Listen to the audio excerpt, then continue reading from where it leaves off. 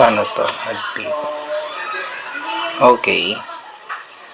Paano to full screen? Wait lang ah. Okay. Yan.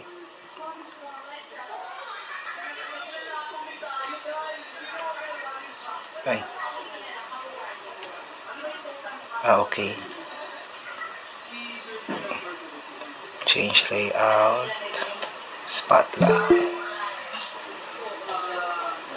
Okay. Ito na. Okay. So today our focus of discussion is good afternoon by the way. Um sana sa inyo sa place nyo meron kayong katabing fan or electric fan para man lang hindi kayo mapagpawisan o kaya may katabi kayong tubig para hindi kayo mahilo during the lesson kasi medyo mahaba. Okay. Um Ayan, our focus for today, so our focal discussion is about the bivariate data. Okay? Nasa last two lessons sa tayo ng stat kasi next week, kung linear regression tayo matatapos, yun na yung last part ng stat natin. And then after nun, medyo mahayahay na tayo. Okay. So, ito nga, bivariate data, and ito yung ating learning competency. So, at the end of this session, so you are expected to illustrate the nature of bivariate data, construct a scatter plot, siguro hindi na construct. Third is to describe the shape, trend, and variation based on a scatter plot. Okay. Now, but before that, i-differentiate muna natin. Ano ba yung difference ng bivariate data at saka univariate data? Okay, bivariate data focus on two variables or you are investigating two quantities, while the univariate data, you are focusing on one variable. Example here. Yan. Ako muna sa one. Alamin natin kung yung bawat statement ba siya is bivariate or univariate. Okay. Number one. So, the teacher is collecting data about the preference of students about the learning modality. Okay. Ano ba yung data ang kinokolekta ng teacher? Ay, underline ko. Ang data na kinokolekta ng teacher ay yung preference ng students about learning modality. At ilang data lang yan? Isa. Meron pa bang iba pang data na kailangan i-collect? Wala na, kasi preference na yung focus. So, ibig sabihin nito, pag isa na yung data, univariate yung tawag. Klaro ba? Bigyan niyo ako ng ano. Ayan. Next. Number 2. The sales manager is observing about the possible relationship between the customer satisfaction and price of the product. Okay? So, ano ba yung focus ng sales manager? Ano ba yung kinukuha niyang data? First data is customer satisfaction. Actually, meron tong mga questionnaire involved, yung level, ganyan, naka-Likert scale. So, ayun yung unang data, 1. Next, ang second data ay yung price ng product. Okay? These are two different variables. Isa, satisfaction, yung isa, price. So, meaning, the sales manager is observing two variables at the same time. So, therefore, ang tawag sa case na to ay bivariate na siya. Okay? From the word itself na ng bi, ibig sabihin dalawa. Univariate, uni means one. Okay? Last case, third. Pwedeng kahit isa. Anyone from the class. Number 3. Olbedensya. Pakibasa and then Sir, sagot. okay. The CEO is investigating if total sales each day can be explained by the type of marketing strategies. Ano po, univariate. Sige, ano yung variables na involved dito? Bakit univariate siya? Kasi po yung total sales each day po ng Mm-mm. type of marketing strategies. Okay, ito yung variable, right? Okay. So, agree ba lahat na yung number 3 ay univariate?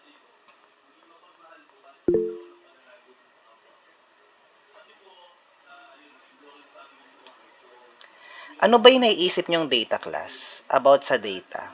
Di ba may dalawang uri ng data? In general, di ba dalawang Q yun? Dalawang Q. Ano nga yung dalawang Q na data? Yung general. Di ba QU? Q yung dalawa. Q isa kwan, isa kwal. Ituloy nyo nga. Ano to? Ay, actually, ano nga, pero anyway, pwedeng pabasa nito. Ay, pabasa tuloy. Ano yung uri ng dalawang data ulit? In general, Rusgal. Ano ulit yon? Ano yung dalawang uri ng data? Or anyone from the class? Nandyan na. Pabuo lang. Yun ang gusto ko mangyari. Pabuo lang. Buong karas. Or Rusgal. Nakataas kayo ng kamay. Qualitative at saka quantitative. Okay, di ba? Quantitative saka qualitative. Okay? So, ibig sabihin, maraming possible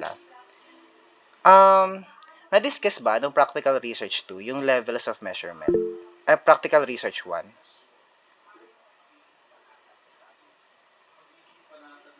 Oh, yeah. Yung practical research 1, na-discuss ba yung levels of measurement? Yung nominal, ordinal, hello? Na-discuss ba yun? Or you can type it kung hindi.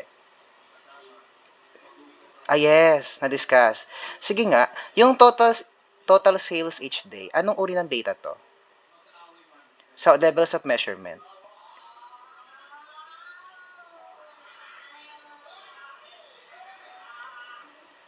Hello?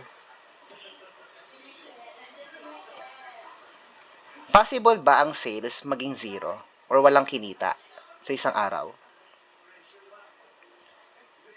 Possible ba? Yeah, possible, no? Pag nag-exist yung zero, anong level of measurement yon? Pag may meaning yung zero, ibig sabihin ng zero, wala tayong kinita ngayong araw.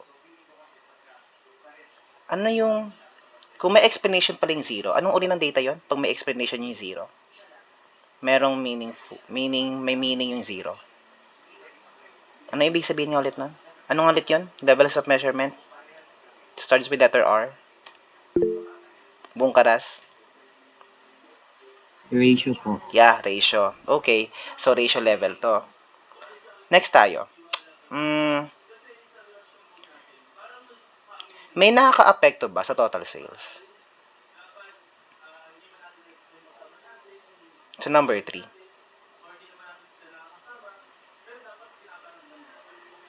Meron ba sa statement ng number 3, may nakaka-apekto ba sa total sales?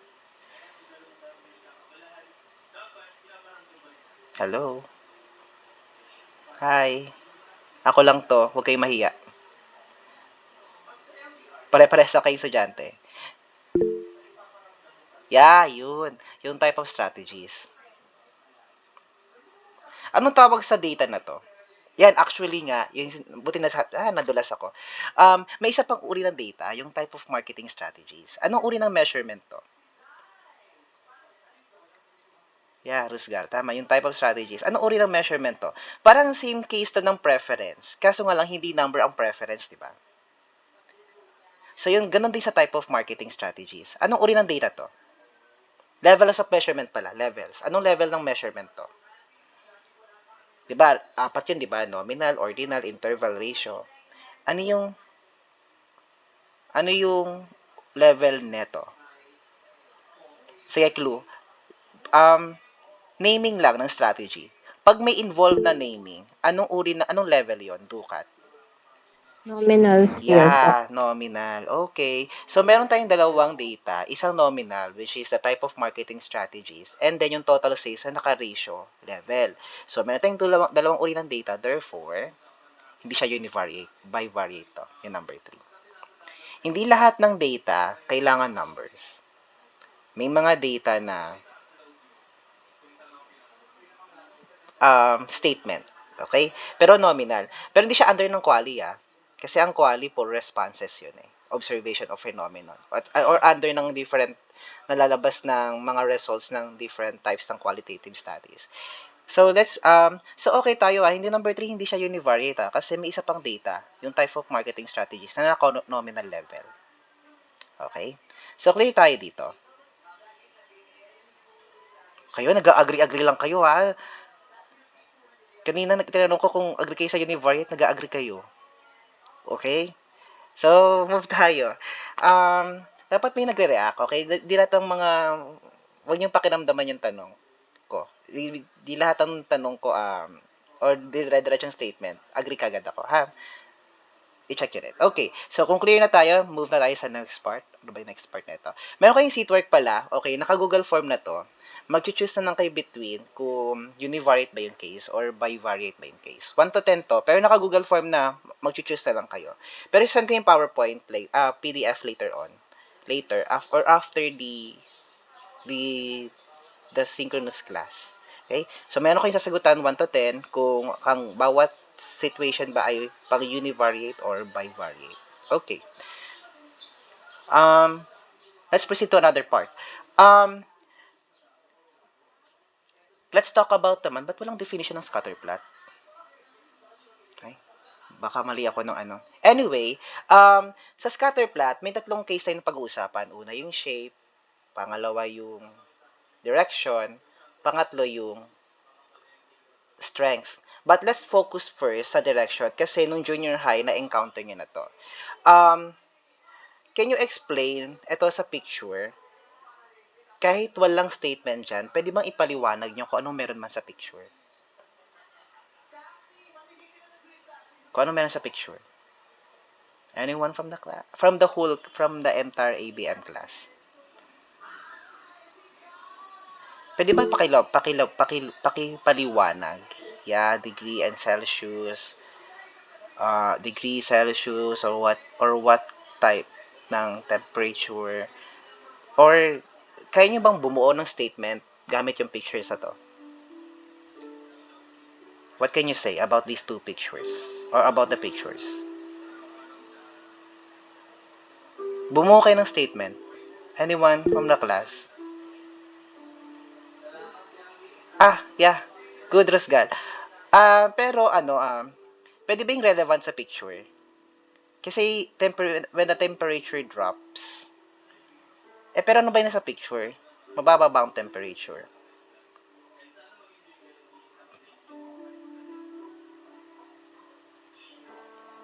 Tapos, ano yung isa? The ice cream consumption tends to decrease. Pwede yung mas tama, yung mas appropriate. Kasi hindi pwedeng the temperature drops. Kasi dito mo yung picture, naiinitan sila. Hindi nag-drop yung temperature dyan. Okay? Kasi dito may maraming ice cream. Siguro ba't nahiya yung iba? Pwede bang may kailangan may magbanggit. Ano yung dahil sa two pictures? Babaliktarin nyo na yung sinabi ni Rusgal. Babaliktarin nyo lang. Hello? Anyone? Tatawag na ako ha. Cruz. Ano ba Gian Cruz. Yes, boss. Anong meron sa two pictures? Madali lang to. Kayang-kaya. Ano meron sa dalawang pictures? Mainit, sir. Mainit. Yeah. Ano meron pag mainit? Diba mataas yung temperature? Then, May ice cream. May ice cream. Yeah, may ice cream ka. Pero ano meron sa ice cream? May different types of ice cream. Paano kakabuo ng storya doon? Mainit tapos may iba't ibang ice cream. Paano tayo makabuo ng storya?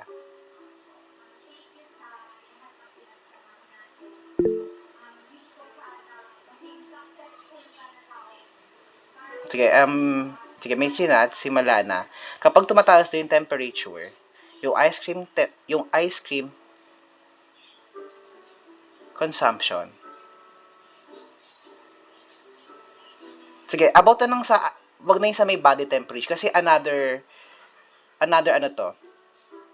variable. Kasi yung temperature about sa paligid yon. Environment temperature ito. Yung isa namang temperature na binabanggit pa sa statement, body temperature yon. Okay? Isang variable, kasi bivariate data lang tayo, dapat dalawang data lang habang tumataas daw yung temperature ng environment, yung ice cream consumption, mas lalong dumadami. Or baka mas maraming sales, o mas maraming nabebentang ice cream. Nag-or ako kasi pwedeng possible yung isa. Or kung sa sagot nyo, habang tumataas yung temperature, yung ice cream consumption ng mga tao, dumadami rin. Gets ba yun? Habang umiinit, mas maraming ice cream ang nakakain. Okay? Parang sa ano? Pero gets na may idea, dalawa, no? Gets na may idea, no? So, parang ganun lang. Habang tumataas yung temperature, tumataas din yung consumption ng ice cream.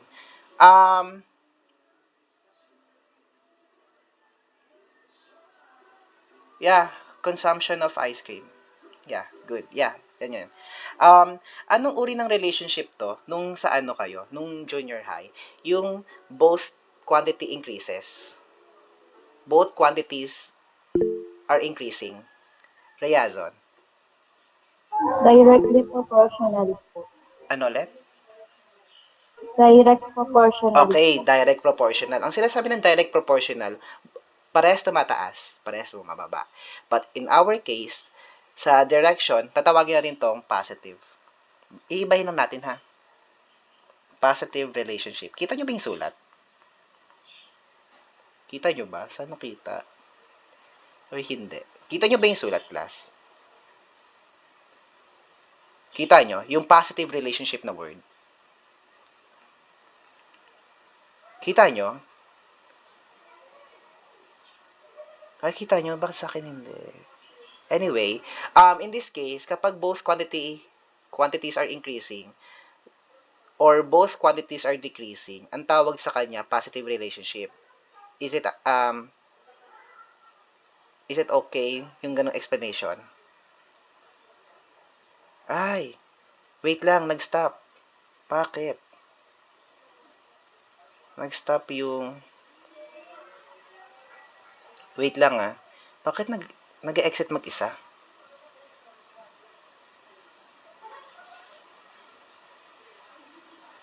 Wait lang Nag-exit mag-isa? Di ko gets. Bakit? Di naman mababa.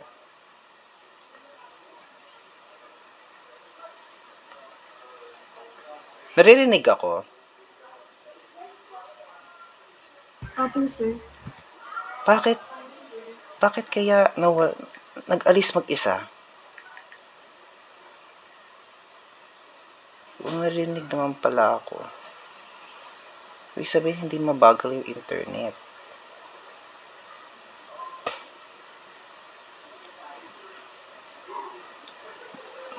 Nakakaano naman to. Kaya ang pangit mag-online kasi napuputol yung topic. Anyway, move tayo. Yan. Kita nyo naman. Yan. So, positive relationship. Next case tayo. Paano naman ito? Gawa kayo ng storya. Obedensya.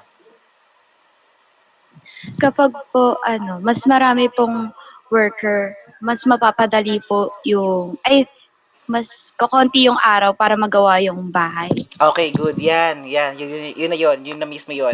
Habang dumarami yung tao o yung workers o yung construction workers, yung time completion ng paggawa ng bahay mas iikli.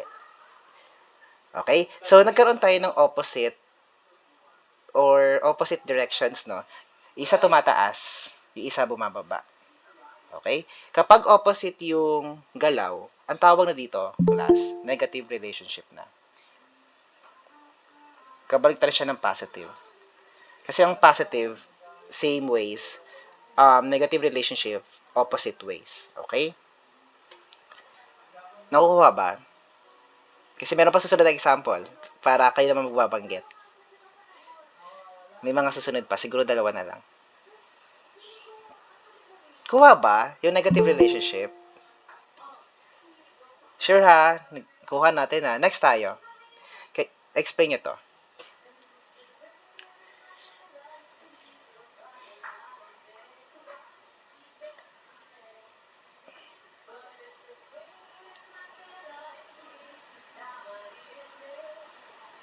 Ano?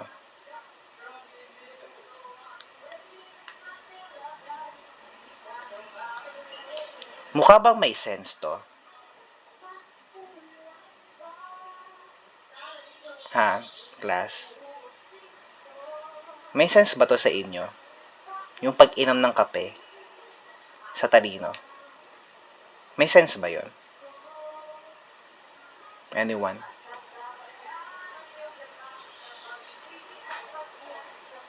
Hi. Hello.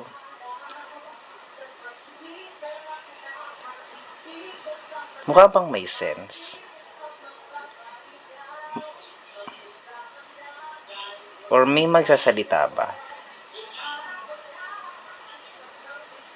Sige, let's take for an example na everyday kayo nagko-coffee shop. What will happen sa galing nyo sa academics? Kung araw-araw kayo nagko-coffee shop, tatalino ka ba? Or mag-deteriorate yung performance mo? Sige nga, can you explain? Ano yung di maganda? Coffee intake po. Okay. Ano po sir, kapag sobra po yung pag-ano natin sa coffee, pwede po na may part na kulang tayo sa tulog, ganyan. So nakakabawas po siya ng talino or pagbibigay ng halaga sa mga necessary things po. Mm, Or pwede rin po pag nagpapalpitate ka, ganun. Nahihirapan ka pero makapag... intelligence lang tayo. Anyway. Okay po. Di palpitation.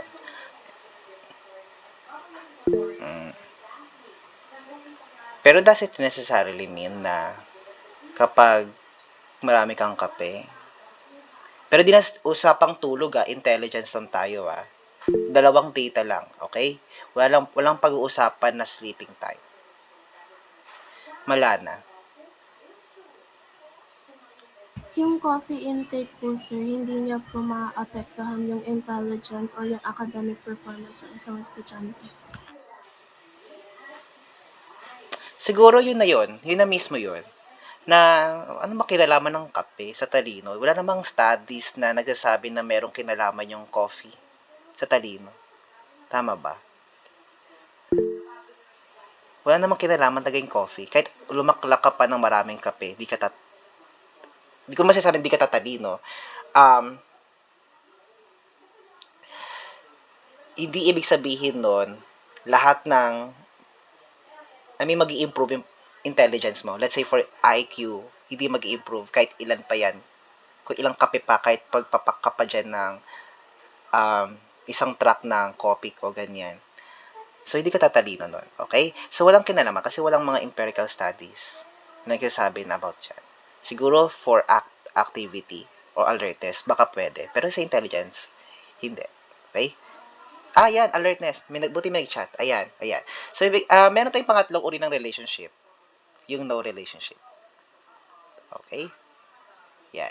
So, may tatlong uri, positive, negative, at saka no relationship. Sige. Kung okay tayo dito, bigyan nyo ng thumbs up.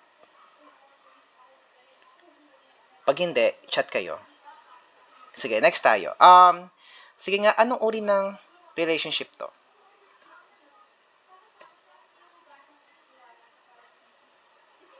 Anong uri ng relationship to? Positive. Pag bumibilis yung time, bumibilis yung speed. Tama ba? Time to finish the race. Ibig sabihin, mabilis yung speed, bibilis din yung oras. Tama ba? Kasi both increasing Tingin nyo ba, pwede bang papaliwanag? May nag-positive, may nag-negative.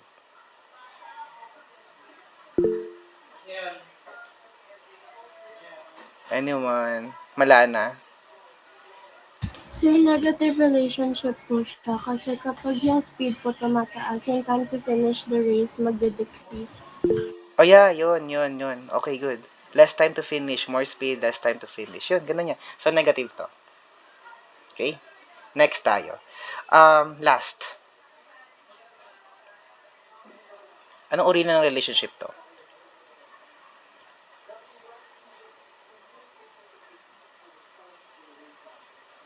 Yeah, cruise. Cruise. Ano yung cruise? Positive. Yeah, positive na no. Kasi kita-kita naman. Siyempre, marami kayong papakainin sa family. Maraming gastos yan. Okay. So, positive to. So, okay tayo no sa cases lahat. Positive relationship. So, bale, tatlo lang yung case. Recap lang or summary lang tayo. May 3 cases ng relationships. Positive relationship, negative, at saka no relationship. Ang sinasabi ng positive relationship, nasaan dito? Pwede magsulat. Parehas tumataas. While negative relationships, parehas bumababa. Ay, no! Isa tumataas, isa bumababa. Sorry, baliktad. Mali. Isa tumataas, isa bumababa. Yung positive relationship, pwedeng both decreasing. Okay? Okay. Isang no relationship, pag wala tagang kinalaman at all, parang may fault. Di tayo pwede mag-compare ng dalawa. Yeah? Understood? So, next tayo. Meron tayong seat work. Ito, 1 to 10. Kayo na yun. Wait. May mute. Paano ba mag-mute? Pwede ba Belda pa-mute? Yan, good. Yan. Meron kayong seat work number 2, 1 to 10. So, may 2 variables na involved. Tapos, nasa G-forms na dito, pipili lang kayo kung positive, negative, or no relationship. Okay? 1 to 10 yan. Yan. Next tayo. Last na bata to. Sige. Next tayo. Ito na, nandito pala yung definition ng scatterplot. So, alam ko sa MTech, na-discuss na yung scatterplot, pero kailangan ko pa rin bigay. So, what is a scatterplot? Tapos may question mark dapat yan. So, a scatterplot is a graph of ordered pairs, x, y, of numbers consisting of independent variable x and the dependent variable y. See the sample graph below.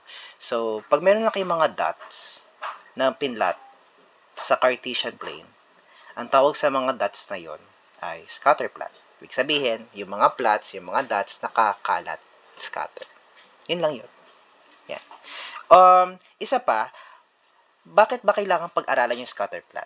Kasi, gusto natin i-observe kung meron bang linear relationship yung among the data. Yun nga, para malaman mo kung meron bang positive relationship, negative relationship, or baka walang relationship at all. So, kaya kailangan ng scatterplot to observe the linear relationship. Okay? And as well as the strength. And later, ipapakita ko rin, ano ba ibig sabihin ng strength? Okay na tayo sa direction, pero ano ba, sa strength later on, makikita natin kung ano ba siya. Let's proceed muna sa shape muna ng scatterplot. May 2 different shapes ang scatterplot. First, linear. Second one is non-linear.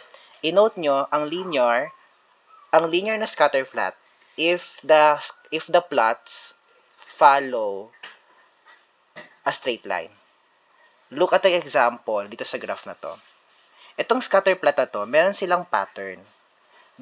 Baka itong line na iguguhit ko, baka yan yung line na sinusundan ng mga plots. Although layo-layo yung mga tuldok, pero they follow a line. Okay? Gets ba dito sa linear?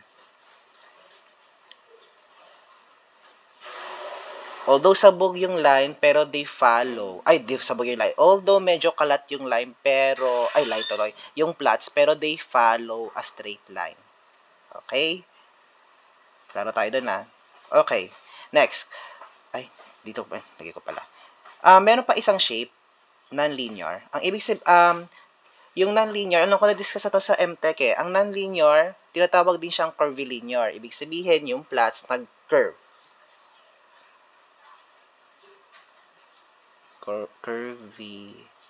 Double L ba yung curvilinear? Isa lang ata. Curvilinear. Yeah, curvilinear. Curvilinear. Yung non-linear, tinatawag din curvilinear. Basta nagbuo ng curve. Yun na yun. Okay ba yun? Naintindihan?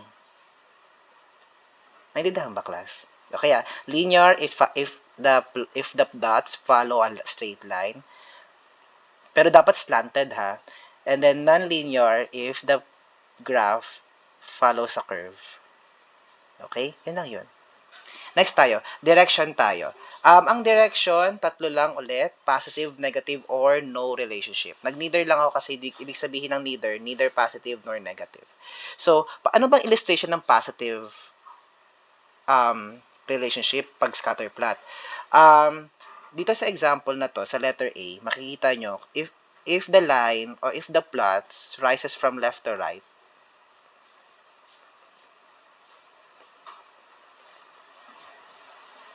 positive relationship yan. And negative relationship naman, if falls from left to right.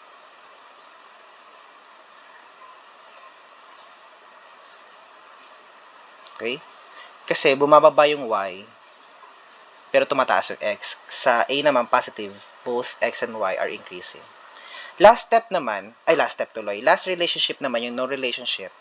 Para malaman yung no relationship, pag walang line na sinusunod. Wala talaga. Sabog na sabog talaga yung data. Yun yung no relationship. Pag totaling sabog talaga yung data. Walang fina-follow na line. Naintindihan ba to? I-note nyo kasi meron pa akong example 5. Kayo yung sasagot. Unti-untiin natin. Okay? Sige. Last, yung strength. Yung strength ng or variation ng scatter plot can be described as weak, moderate, or strong. So, paano ko ba malalaman yung isang scatter plot, weak ba siya, tas moderate, or strong? I have 3 different pictures here. Sige nga, paganahin yung intuition nyo, saan dyan yung may weak relationship? Weak relationship. Sa tatlo. Sa una, sa gitna, or sa kanan. Sa left, middle, or right na picture. Saan dyan yung weak? Yeah, good. Yung first pick, yung weak. Okay, yung left. Okay? Ito yung weak. And then, ano yung strong? Baroga. Ano yung strong? Yung dulo, yung to the right. Yung nasa right, okay? So, malamang, ano yung moderate, yung gitna. Sige nga, pwede bang pa-explain paano ko malalaman yung isang given na scatter plot, weak siya, at yung given na scatter plot ay strong? Paano ko malalaman? Anyone? Alam kong alam nyo yung idea, pero you have to speak it out. Albedensya. Sir, yung weak, po siya, parang hindi po sila dikit-dikit, parang mahina po yung, hindi ko alam tawag dun, sir. Basta, parang hindi po strong yung dikit-dikit nila. Tapos yung Hindi. sa strong po, ay, Medyo ano yung, compare mo nga sa iba, ano yung yung ano po, yung sir. distinction ng weak compared to others? Yung weak po, masyado po sila didikit-dikit, parang sabog po. Ayun, medyo sabog, right? Yan, yun. Hindi dahil sa weak or sa strong, kasi ginagamit yung mismong word. So, medyo kalat. Okay? Medyo kalat yung weak compared sa iba. So, paano ko malalaman na strong? Albedensya. Kapag po dikit-dikit sila or parang compact ba tawag dun, sir? Clustered, compact, ano pa? Bukod sa compact, ano pa? Paano ko malaman na ayun talaga yung strongest? Yung dikit-dikit, sir, tas parang pantay. Yeah. Ano yung pantay? Ano yung pantay? Di ko alam tawag, sir. Sinabi ko na kanina, if it follows, Straight line, sir, or yeah, good. linear? Good, yan. Malalaman nyo, yan, okay na yun, Albedesha, good. If it follows the straight line, yung dikit-dikit doon sa straight line, or malapit sa straight line, strong yon. Yung pinakamalapit sa straight line, ha. Pero kapag medyo sabog, pero nagpa-follow pa yun ng straight line, weak yon. And then yung moderate, pag meron kang tatlong picture, yung moderate, nasa gitna siya nandyan na sa picture, kaya hinuli ko yung moderate kasi yung moderate medyo mahirap alamin. Kasi yung weakest, strongest, kaya alamin yon. Pero yung moderate, pag nalaman mo na yung weakest, strongest, malalaman mo na kung yung moderate. Okay? Yung moderate kasi yung pinakamahirap i-identify. Pero yung weakest, strongest, yun yung pinakamadaling hanapin. Ulitin na natin. So, paano ko malalaman na weakest or strongest yung isang relationship? Strongest if clustered yung data, compact, dikit-dikit, and if it follows the straight line talaga. Dikit-dikit siya, tapos if it follows the straight line. However, sa weakest, medyo kalat, pero it follows a straight line. Okay? Pero yung moderate, somewhere between weakest and strongest. Okay? Klaro? Pero ano uri ng relationship to? Yes, we determine na yung strength or variation. Pero ano uri ng relationship to? Naka-explain lang. O nasin? Positive relationship po, sir. Okay, sige. Idudugtong natin na positive tong tatlong to Ibuo nyo ngayong adjective ng first figure sa may weak. Ito ay weak. Tuloy nyo lang. Yung sagot mo unasin. Weak. Weak ano? Weak positive relationship Okay, good. po. Wag na yung sige, weak positive relationship. Next. Dagdagan nyo lang, moderate positive relationship, ganun. Tapos last, strong positive relationship. Gets ba to? Lahat, class. Relationship. Gets lahat? Walang tanong. Last tayo. Next tayo. Sige nga, saan dyan yung weakest? Left to right? Left, middle, or right? Kailangan pa rin mag-get, although alam nyo na. Left, okay Pwede bang pabuo? Sa, ano yung nasa, lagyan ko ng 1, 2, 3. Yung number 1, ano yung uri ng relationship to?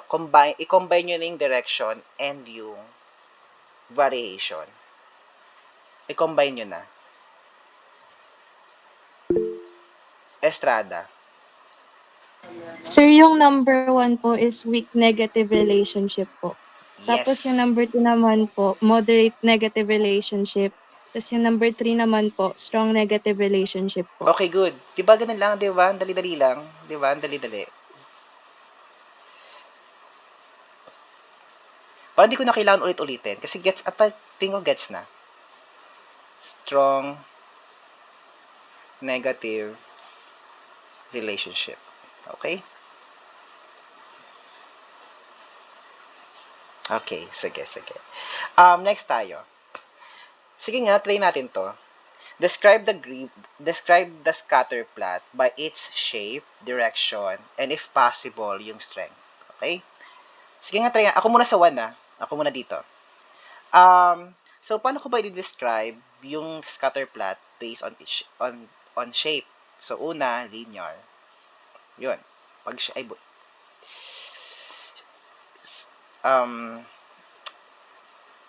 Ang tawag doon? Shape. Okay. Shape muna yung susulat ko. Then, linear. Next. Direction. Ano yung direction niya? Positive. Kasi, it rises from left to right. Okay? Yung pattern ng data, pataas. Okay.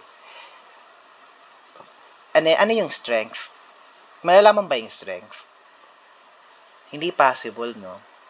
Okay? Not possible pa. Kasi, wala tayong kino-compare na iba. Kasi tawag doon, later, makikita nyo na ay not positive, not possible muna kasi walang kino-compare. Wala kang kino-compare. Yun lang idea. Not possible kasi walang comparison. Pero kapag meron tayong computation, malalaman niyo na kung anong origin kung ano yung strength niya. Pero as of now, hindi niyo ma-identify yung strength niya kapag wala tayong i-compare na ibang graph. Gets ba to? Kasi dito, kaya nalaman niyo yung strong, weak, negative, kasi meron kayong kino-compare na pictures. Pero kapag isa lang yan, class, baka possible na hindi niyo ma-identify. Okay? Sige. Next tayo. Ano ba to? Eto. Anyone? Ano yung shape? direction, or strength? Albedensya. Ano yung shape? Shape po niya is linear. Okay. Tapos direction po is negative. May And strength ba? yung strength po, yung sinabi niyo, not possible po. Okay. No. Oo. Not possible mahanap. Parang NA na lang siya. Pero may strength yan, class ha. May strength yan. However, for the meantime, hindi nyo muna ma-identify. Tingin ko may strength yan, pero for the meantime, hindi nyo muna ma-identify. Kasi baka may mas ano pa dyan, may mas strong. Baka yan yung weakest eh. Anyway, move tayo. Eto. Ano yung shape?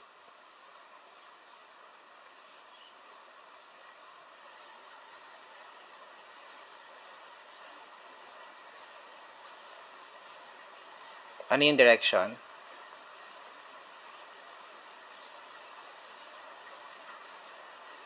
Ano yung strength?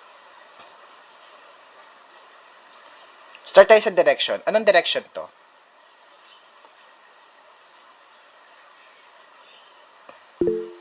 Onasin. No relationship po. Okay, yung pinakamadali, di ba? No relationship. I mean, neither positive nor negative. Pwede rin ganun yung sagot. Neither positive nor negative. Or no relationship. Ano yung shape? Roque. Non-linear po. Non-linear. Agree ba lahat na non-linear to? Bigyan niyo ako ng thumbs up pag okay. Pag hindi, thumbs down. So, thumbs up. Balik. Okay. So, marami nag-agree. Class, hindi to non-linear. Balikan natin yung sinabi ko kanina. Ang non-linear, ang iba pa niyang tawag is, ano nga ulit? Yung sinulat ko? Dukat? Curvilinear. Okay, curvilinear. Ang non-linear ay curvilinear. Ibig sabihin nito, it follows a curve. Pero ito bang graph, does it follow a curve? Reyazon. Sir, wala pong relationship yung shape po. Hindi, sa shape. Hindi po siya nagpa-follow ng curve. So, hindi po siya non-linear. Pwede yung gawin na lang natin, it has no shape. It is not linear and it is not non-linear. Yun. No shape, yun lang. Yung strength, pag ganito class, ang strength niya ay no correlation or no relationship. No correlation na lang. Sige, ngayon na lang. Sige, sa susunod. Pero parehas namin relationship at correlation. Hindi rin weak. Kasi tawag doon, hindi kasi siya positive, hindi rin siya negative. So, ibig sabihin, hindi rin pwedeng masabing weak din. Okay? Pag no relationship, hindi mo pwedeng masabing weak. Kasi nga, walang relationship. So, pag strength na lang, pag no relationship in direction, no correlation na lang. Pero same lang naman sila ng meaning, correlation and relationship. Anyway, pag ganyan class, pag no relationship, ang strength niya ay no correlation. Ako yung magsasabi ng strength. Okay, next tayo. Last na ata to. Describe and compare the graph by its shape, direction, and if possible, the strength. Sa A nga tayo. Sabihin niyo muna yung shape at direction. Sa A. Ano yung shape at direction?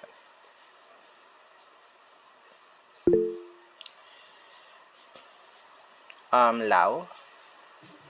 Sir, sa shape po is, direction shape po A. is linear and yung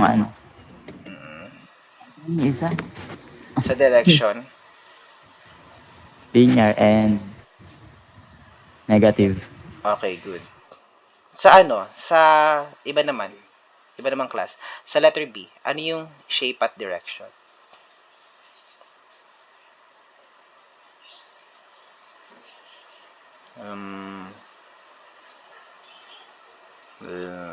Hindi ko nakita yung mga pangalan. Pero anyway, pwede pa chat. Sino mag-recite? Pa-recite na lang. Ibababa ko na. Ay, nababa ko. Sino yung nagtaas na bago? Na lower all ko? Olbedensya. Sir, ano po? Linear po. Linear Tapos pa rin. Good. negative. Okay, good. Linear negative.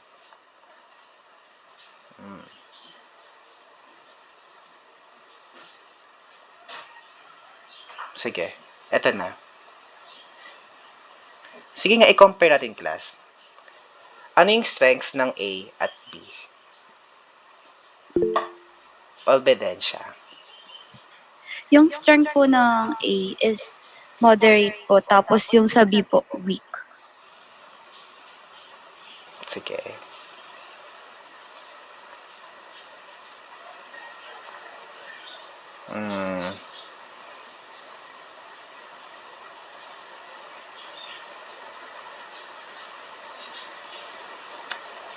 Ano bang idea nyo, class, kapag strong? Color. Ba't hindi pwede strong? Moderate. Okay tayo sa weak, gets natin yun. Pero ba't yung moderate, hindi pwede mag-strong? Bakit yung moderate kailangan isagot?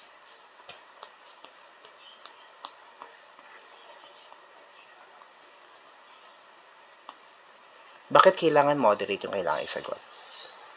Ba't hindi pwedeng strong? Bakit strong? Hindi pwedeng moderate. Para mag-edit tayo ng class kasi 4 minutes na lang pala. Yan. Okay, Kolar, good. Pag dalawa lang class yung kino-compare, dalawa na lang yung pagpipilian, strong and weak. Okay? Pero pag meron na tayong value class, sa kanya naman sasabi yung moderate. Kaya nga ito yung problema kapag visual lang eh. Okay?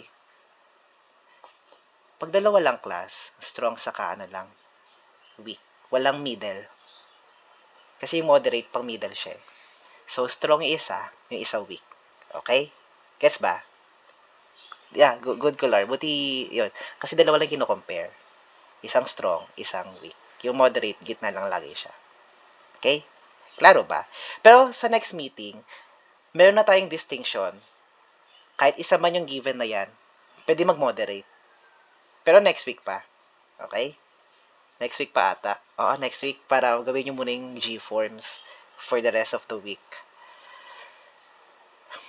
Okay. May concern. Kasi ito na lang. Ito na yung last. 1 to 20 to. So, merong 6 na figure. I-identify nyo kung ano yung positive relationship, ano yung apparent positive but not perfect linear relationship, ganyan, hanggang 20. Okay? So, yun lang. May concerns?